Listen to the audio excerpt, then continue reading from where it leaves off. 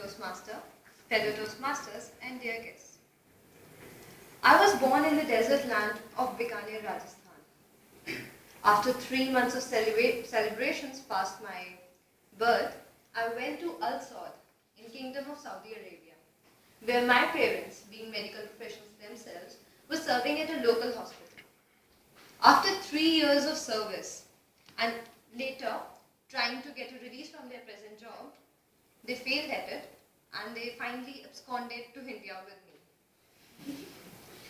In motherland, we hopped from places like Ludhiana, which was then as disputed as Kashmir is still.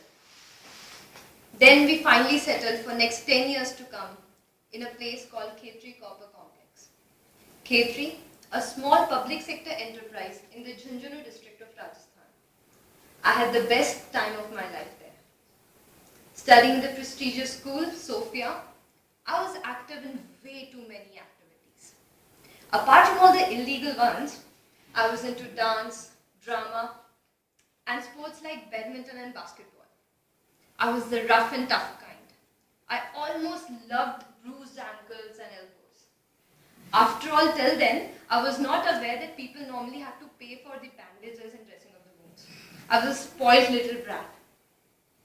So then my parents decided that it was a time to shift to a bigger city so as to provide me with a better education and broader vision. So then came the time for me to have a reality check. New place, new people, new school, girls' school. Now this was abnormal for me. Seeing my past records of all the adventure trips on cycle, none of my plans had ever been without guys in it. And here I was standing in the middle of the pool of only girls. Well, I failed at making friends and being a part of them for next 2 years to come. And then the school time was over. Well, c'est la vie.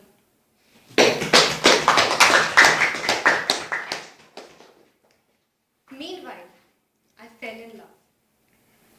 And I still am. I'm all consumed in my love for Pink City, Jaipur. Me and my friends often state that roam all the places possible. You will never find a place like Jaipur where there's a perfect mix of metropolis and town. After my 12th, I took admission in a city engineering college. So for the next 4 years, I decided to completely dedicate myself into discovering, learning and spreading all the pathways and hangout places in and around Jaipur. I was the leader in college who made sure that once planned, no one ever dares to attend college on a mass bunk day. My cupboard proudly donned 2 denims and a dozen of t-shirts with obviously witty lines on it. I had in total only 4 salwar suits for 4 practical exams each semester. That is obviously until I joined in forces. My life story till now would be incomplete without me mentioning my 2 brethren for life. First, my college roommate Anjali. She was my partner in crime at hostel. We were like 2 bros.